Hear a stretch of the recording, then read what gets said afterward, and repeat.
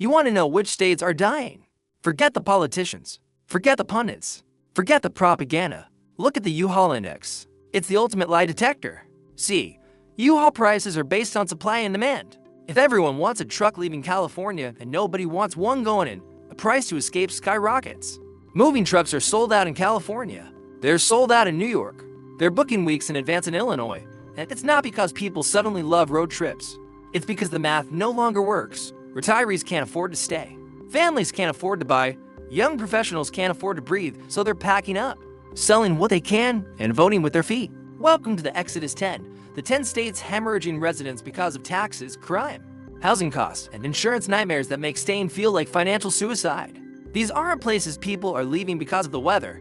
They're leaving because they're broke, because the state took too much, because the cost of existing became unsustainable. Over the next 20 minutes, we're going to dissect exactly why the middle class is packing up. State by state, dollar by dollar, we'll follow the money, expose the fiscal insanity, and answer one simple question: is the scenery really worth the slow financial death? Let's count down from the slow bleed to the mass evacuation. Number 10, Minnesota. Minnesota lost approximately 14,000 residents in net domestic migration last year. That might sound modest compared to California's hemorrhage, but here's the thing: Minnesota isn't losing people to death or birth rates. It's losing productive, tax-paying adults who've done the math and realize they're being robbed in slow motion. Minnesota's top income tax rate sits at 9.85%, making it one of the highest in the nation. But here's what really stings: Minnesota taxes Social Security benefits. That's right, you worked 40 years, paid into the system, and when you finally collect, Minnesota takes another bite. The median home price in the Twin Cities has climbed past $360,000. Property taxes average around $3,100 annually, not the worst, but add that 9.85% income tax, and suddenly you're bleeding from multiple wounds. For a retiree pulling $80,000 from there for $101K, that's nearly $8,000 gone to state income tax alone. Every single year. The last straw, the winners. Dear God, the winners. Look, cold is one thing, but Minnesota cold is a lifestyle. We're talking -20 wind chills for weeks, heating bills that hit for $100 a month, cars that won't start, sidewalks that become lawsuits waiting to happen. When you're paying nearly 10% income tax and your heating bill rivals a car payment, and your joints ache from November to April, you start Googling homes for sale Sioux Falls. And that's exactly what's happening. South Dakota is right next door with zero state income tax. And winners that are somehow slightly less apocalyptic, Minnesota's government is addicted to spending. They've got a $17.5 billion surplus and somehow still need your retirement money. The state legislature treats the budget like a shopping spree, funding everything from light rail expansions, two programs that sound nice on paper but evaporate your wealth in practice. Will they lower taxes to keep retirees? Absolutely not, because retirees don't riot, they just leave. And by the time politicians notice the tax base shrinking, they'll just raise rates on whoever's left. Fiscal suicide, Minnesota style. You're 62 years old. You've got a paid-off house worth $400,000 in Minneapolis. You can sell it, move to South Dakota, buy something comparable for $180,000. Pocket the difference and never pay state income tax again. Or you could stay and hand Minnesota $8,000 a year until you die. So, tell me, is the Mall of America really worth the 9.85% income tax?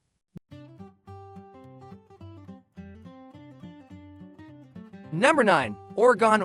Oregon recorded a net loss of over 16,000 residents last year. For a state that spent decades attracting young professionals with its key Portland weird charm, that number is a wake-up call nobody in Salem seems to be answering. Oregon's top income tax rate is 9.9%, one of the highest in the country. And unlike some states that ease up on retirees, Oregon taxes everything. Pensions taxed. Social Security? Partially taxed. That retirement account you've been carefully building, Oregon wants its cut. The median home price statewide sits around $480,000, but in the Portland metro area, you're looking at $525,000 or more for something that doesn't require a tetanus shot to enter. Property taxes average for $1,000 to $100 per year. Combine that with the income tax, and a household earning $150,000 is handing over nearly $20. Zero annually to the state before federal taxes even enter the conversation. Portland happened. The city that once symbolized progressive urban living has become a case study in governance. Failure. Homelessness has exploded, over 6,000 people living on the streets. Drug use is open and rampant. Property crime has surged 30% in recent years, with vehicle thefts becoming so common. that insurance companies have started charging Portland premiums. Businesses are fleeing downtown, storefronts are boarded up, and residents who once loved the quirky coffee shops and food carts are now stepping over needles to get to brunch. When your $550,000 condo comes with a view of 10 cities and your car gets broken into twice a year, the weird stops being charming. Oregon's leadership is ideologically incapable of fixing this. They decriminalized hard drugs, defunded police, and then acted shocked when the streets became open-air drug markets. Will they reverse course? Will they crack down on crime? Will they lower taxes to convince people to stay? Not a chance, because admitting failure would require self-reflection. And the Salem legislature has mirrors covered in "We Met Well" bumper stickers. The people leaving aren't political. They're practical. They're not fleeing progressive policies, they're fleeing the bill that comes with policies that don't work. You're a remote worker making $120,000. You could live in Portland, pay 9.9% income tax, dodge property crime, and watch your neighborhood decay. Or you could move to Vancouver, Washington, literally across the river, pay 0 state income tax, and still visit Portland whenever you want. The commute is 15 minutes. The tax savings are $12,000 a year. So why exactly are you still paying to live in chaos?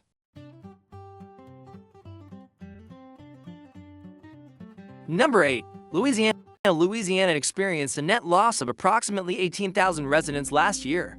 And unlike California or New York, these aren't millionaires with options. These are working-class families who simply can't afford to stay in homes their grandparents built. Here's the trap. Louisiana looks cheap on paper. The median home price is around $195. Zero a bargain compared to coastal states. Property taxes among the lowest in the nation, averaging just $1, $200 per year. So why are people leaving? Insurance. Sweet mother of hurricanes. The insurance. Homeowners insurance in Louisiana now averages over $4,000 annually, more than triple the national average. Since 2020, over a dozen insurance companies have pulled out of Louisiana entirely. Those that remain are jacking up premiums 25 to 40% per year. One bad hurricane season, and you're affordable $180. Zero House comes with a $7,500 annual insurance bill. Add flood insurance mandatory in many areas and you're looking at another $2,500 annually. That's $10,000 a year just for the privilege of maybe being covered when the next storm hits. Hurricane Ida, Hurricane Laura, Hurricane Delta, Hurricane Zeta. For major hurricanes in 2 years broke the insurance markets back. Companies paid out billions and decided Louisiana wasn't worth the risk. Now, families are trapped. They can't sell their homes because buyers can't get insurance. They can't afford to stay because premiums eat half their mortgage payment. They can't rebuild after storms because contractors are booked for years and materials cost triple what they did in 2019. The young ones, they're leaving for Texas, for Georgia, for anywhere the sky isn't trying to kill them every September. Louisiana's government has spent decades ignoring infrastructure and coastal erosion. The wetlands that once protected New Orleans are disappearing at the rate of a football field every hour. The levees are patches on patches. Will they fix it? Will they invest in real coastal restoration? Will they create a state-backed insurance pool that actually works? They'll talk about it. They'll hold press conferences. They'll blame the federal government, but the oil money flows, the politicians get paid, and the residents get the bill. Louisiana isn't cheap. It's a payment plan on a disaster. You inherited your grandmother's house in Houma. It's worth $150,000. But insurance costs $5,500 a year, and rising. You've already rebuilt the roof twice. You could sell if anyone would buy and move to Houston, where insurance is $1,800 and hurricanes are less frequent. Or you could stay, pray, and pay. Be honest, is the gumbo worth the financial Russian roulette? Number 7. Maryland. Maryland lost roughly 21,000 residents to domestic migration last year. But here's what makes Maryland's exodus unique. It's not young people leaving for cheaper cities. It's retirees fleeing to protect their children's inheritance. Maryland is one of only 6 states with an estate tax. That's also one of only the states, New Jersey being the other, that is both an estate tax and an inheritance tax. Let that sink in. When you die in Maryland, the state taxes your estate if it exceeds $5 million. Then, your heirs pay an additional inheritance tax of up to 10% on what they receive. You worked your whole life. You paid taxes on every dollar you earned. You paid property taxes every year. And when you die, Maryland wants one more bite sometimes too. The median home price in Maryland is $405,000, with the DC suburbs pushing well past $600,000. Property taxes average $4,500 annually. The top income tax rate is 5.75% at the state level. but local jurisdictions add another to 0.5 to 3%, bringing the effective rate to nearly 9%.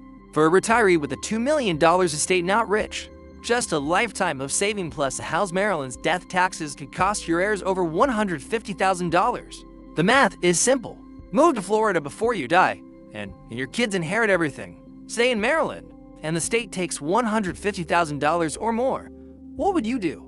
This isn't about being greedy. It's about parents who sacrificed for decades, watching their legacy get taxed into oblivion. The retirees leaving Maryland aren't doing it for sunshine. They're doing it because staying costs their children six figures. Maryland's legislature knows exactly what they're doing. They're betting that elderly residents are too tired to root it, or too confused to move. They're counting on inertia to keep the death tax revenue flowing. Will they repeal these taxes? Will they make Maryland competitive with Florida, Texas, or the Carolinas? Of course not, because dead people don't vote, and their kids don't live in Maryland anymore anyway. It's a fiscal shakedown on your deathbed. You're 68 years old with a $1.5 million estate, mostly your house and retirement accounts. You have two kids. If you stay in Maryland, your death triggers estate and inheritance taxes. Your kids lose $100,000 plus. If you move to Delaware 1 hour away, they inherit everything tax-free. So, let me ask you, what's keeping you in Maryland? Crab cakes. Because those crab cakes just cost your kids a down payment on a house. Number 6. Massachusetts. Massachusetts lost approximately 38,000 residents in net domestic migration last year for a state with world-class universities and hospitals. That number should be 0. Instead, the Commonwealth is watching its tax base walk out the door. Massachusetts recently passed a millionaire tax, a 4% surtax on income above $1 million. Combined with the existing 5% flat tax, high earners now pay 9% state income tax. But the real killer, housing. The median home price in Massachusetts is $635,000. In Greater Boston, you're looking at $850,000 plus. The average property tax bill runs $6,700 annually, 5th highest in the nation. Want to rent instead? The median rent in Boston is $3,400 per month. That's $40,800 a year just for shelter. A retired couple on Social Security average benefit around $24. 0 per year literally cannot afford to exist in Massachusetts without burning through savings. The insult to injury. Everything else costs more too. Electricity rates are 40% above the national average. Heating. Oil still common in older New England homes, runs for 0.50 per gallon. A modest winter can cost $3,000. In heating alone, groceries are 10% higher than the national average. Car insurance is 15% higher. Even a simple meal out costs 25% more than the same meal in the Midwest. When your heating bill, property tax, and grocery run add up to more than some people's mortgages in Tennessee, the cold stops being charming and starts being cruel. Massachusetts genuinely believes it's worth the premium. The hospitals, the schools, the history. But here's the truth. None of that matters when you're 65 on a fixed income and choosing between medication and heating your home. The state legislature just added another tax on high earners, signaling loud and clear that they view wealth as something to extract, not encourage. Will they cut spending? Will they make the state affordable for retirees? Will they do anything to stop the bleeding? No, because they've got Harvard and they think that's enough. It's not. You're a retired teacher with a pension of $65,000 and a paid-off house worth $700,000 in Newton. You could sell, move to New Hampshire 30 minutes north, pay 0 state income tax, buy a comparable house for $450,000 and pocket $150,000, or you could stay, pay $6,000 plus in property taxes. Watch your heating bill climb every winter and hope your pension keeps up with inflation. Massachusetts has history. New Hampshire has your money. Which matters more? Number 5. New Jersey. New Jersey lost over 64,000 residents to domestic migration last year. That's not a slow bleed, that's a wound that won't stop bleeding. And the Garden State is no one to blame but itself. New Jersey has the highest property taxes in the United States. Period. End of discussion. The average property tax bill is $9,800 per year. In wealthy suburbs like Bergen and Essex counties, bills regularly exceed $15,000, some hitting $25. 0 or more. Let me put that in perspective. You could pay $25,000 annually in property taxes on a house you've owned for 30 years. You've paid it off. You own it. But do you? Because if you stop paying property taxes, the state takes your house. The median home price in New Jersey is $510,000. Income tax tops out at 10.75% for high earners. And yes, New Jersey is one of the states with both an estate tax and an inheritance tax. You pay when you earn, you pay when you own, you pay when you die, and your kids pay when they inherit. The SALT cap. In 2017, the federal government capped state and local tax deductions at $10,000. This absolutely devastated New Jersey homeowners who have been deducting $15,000, $20,000, even $30,000 in property taxes. Suddenly, the true cost of living in New Jersey was exposed. There was no more hiding behind federal deductions. The bill came due. Since then, the exodus has accelerated. Florida-bound moving trucks became a cliche. Exit zero on the turnpike became a metaphor.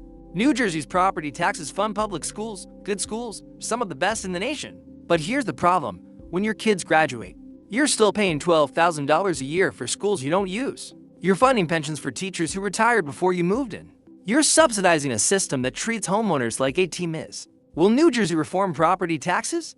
Will they consolidate the absurd number of municipalities and school districts, some of the highest per capita in the country, that drive these costs? Never. Because local control is sacred. Even when local control costs you $20,000 a year, you don't own a home in New Jersey, you lease it from the state, and the rent goes up every year. You're 60 years old with a house in Bergen County worth $750,000. Your property taxes are $18. Zero per year. You could sell, move to Pennsylvania 15 minutes away, buy something similar for $400. Zero. And pay $5,000 in property taxes over the next 20 years. That's a savings of $160,000 in probe. Retire taxes alone, plus $350,000 in housing equity. That's over $600,000. So, tell me, is New Jersey pizza really that good?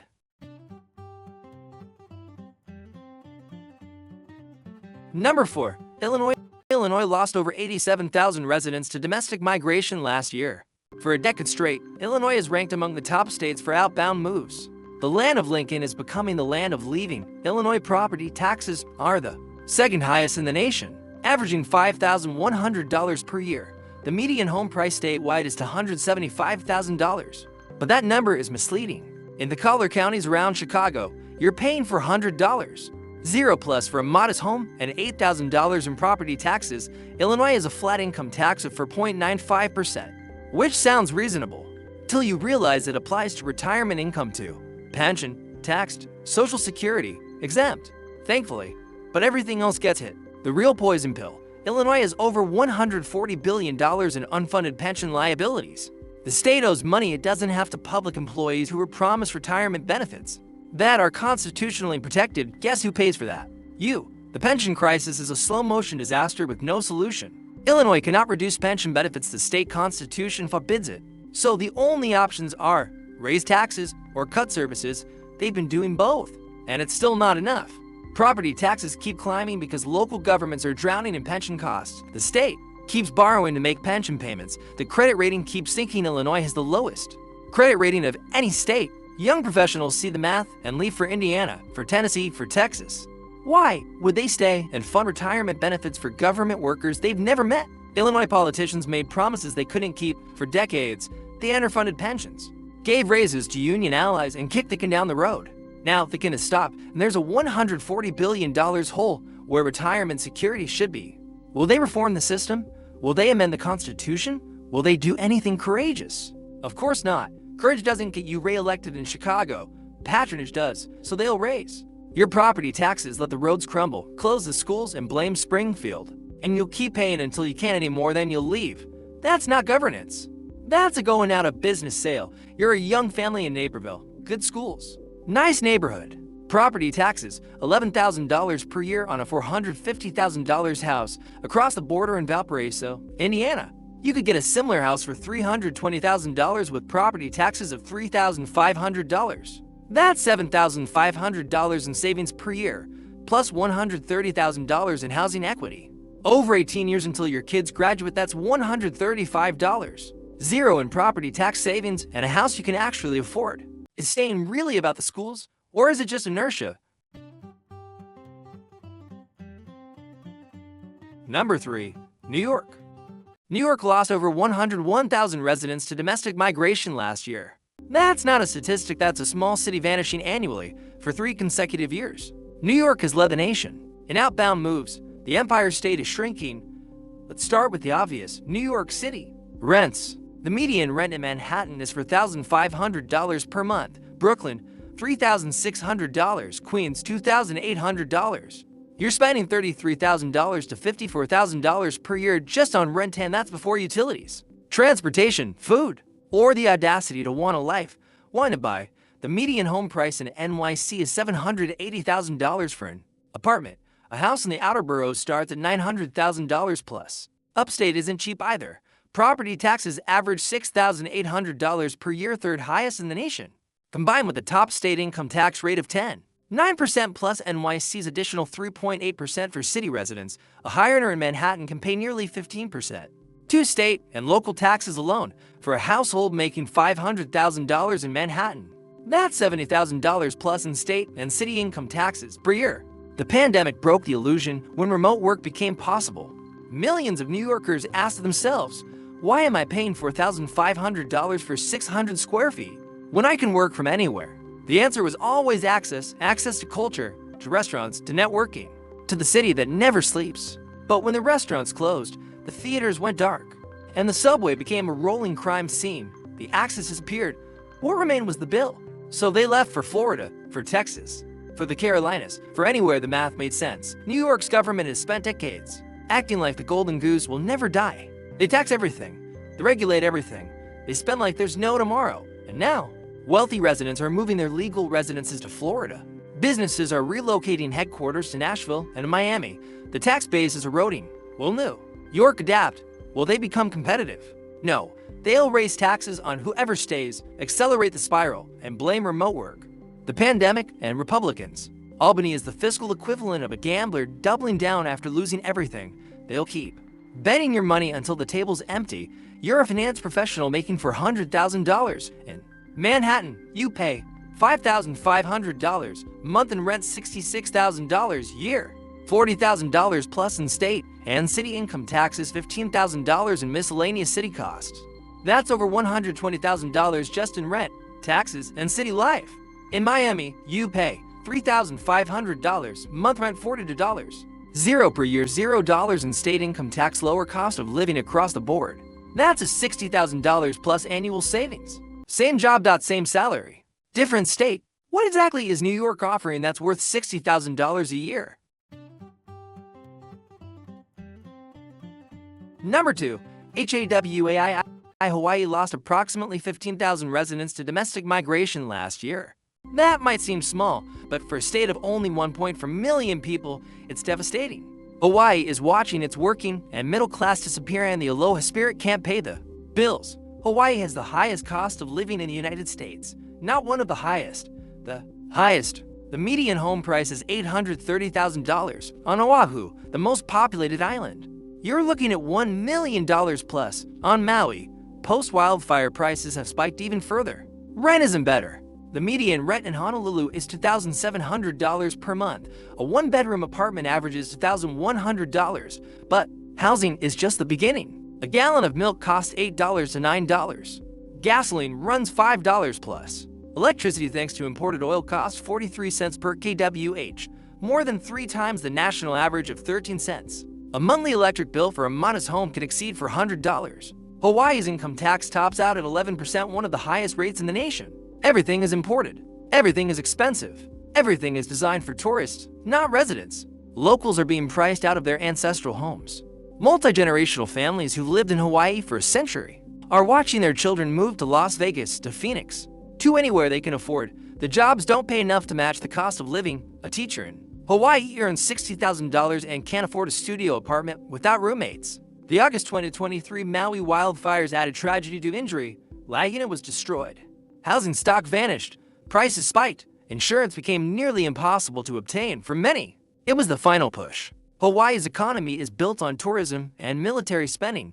Neither benefits local residents much as it should. Hotels and vacation rentals drive up housing prices.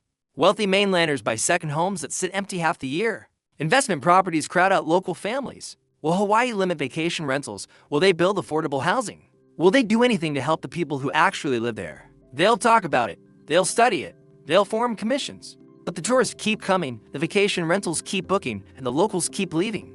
Paradise isn't for the people who were born there anymore. It's for the people who can afford to visit. You're a fourth-generation Hawaiian. Your family has lived on Oahu for 100 years, but you're $75,000. Salary covers rent, barely, and saving for a home is mathematically impossible.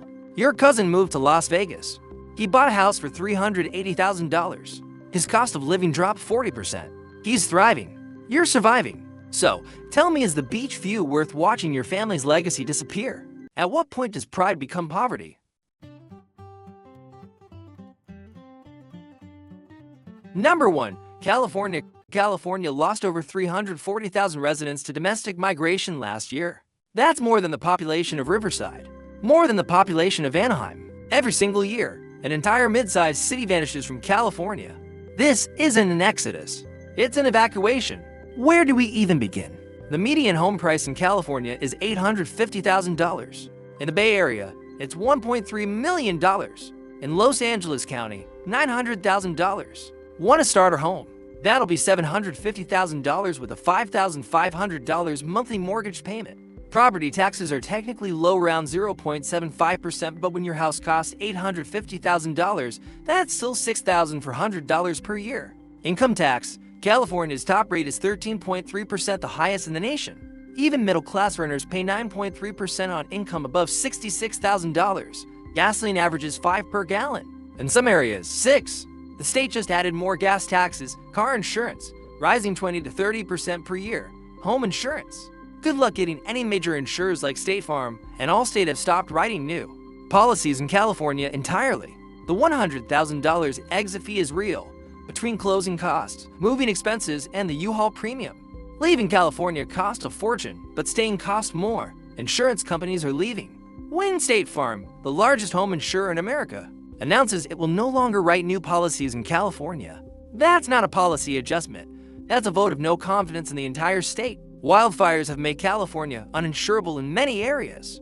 Premiums in fire risk zones have tripled, quadrupled, or become simply unavailable. You can't sell a house nobody can insure. You can't stay in a house you can't afford to protect. California's leadership lives in a fantasy world. They've banned gas cars by 2035 while the grid can't handle current demand. They've created homeless programs that cost $60,000 per tent. They've driven businesses to Texas, Florida, and Tennessee while pretending the economy is fine. Will they lower taxes? Will they reform regulations? Will they address the housing shortage, the insurance crisis, the infrastructure collapse? Of course not. California believes it's too important to fail, and while Sacramento debates plastic straws and reparations, the middle class is renting U-Hauls and heading for the state line. California isn't a state anymore. It's a luxury resort for the rich and a trap for everyone else. You bought a house in the Bay Area in 2019 for $950,000. It's now worth $1.1 million. Your property taxes are $8,000. Your income tax is $25,000. Your home insurance, if you can get it, is for $1,500. Your gas costs for $100 a month. You could sell, move to Reno, buy a bigger house for $550,000 and pay zero state income tax. That's $550,000 in equity plus $25,000 a year in tax savings. So, what's keeping you in California? The traffic, the crime, the privilege of not being able to afford your own life. Is the weather really worth the financial prison sentence? Here's the brutal truth. If you stay, you pay. Every person who leaves California, New York, Illinois, and the rest of the Exodus 10 isn't just escaping their own tax burden. They're leaving it for someone else. When productive, tax-paying residents flee, the people left behind shoulder the debt. The pension obligations don't shrink. The infrastructure costs don't disappear. The government just spreads the bill across fewer and fewer people. Stay in New Jersey, and your property taxes will keep climbing because your neighbors left and someone has to pay. Stay in Illinois, and you'll fund retirements for government workers who move to Florida. Stay in California, and you'll watch your home become uninsurable while Sacramento debates high-speed rail. The math doesn't care about your feelings. The math doesn't care about your memories. The math only asks one question: can you afford to stay? Get out while your house still has value. Get out while you can still sell. Get out before you become the last one holding the bag. The Exodus isn't coming. The Exodus is here. The only question is, which side of the U-Haul are you on?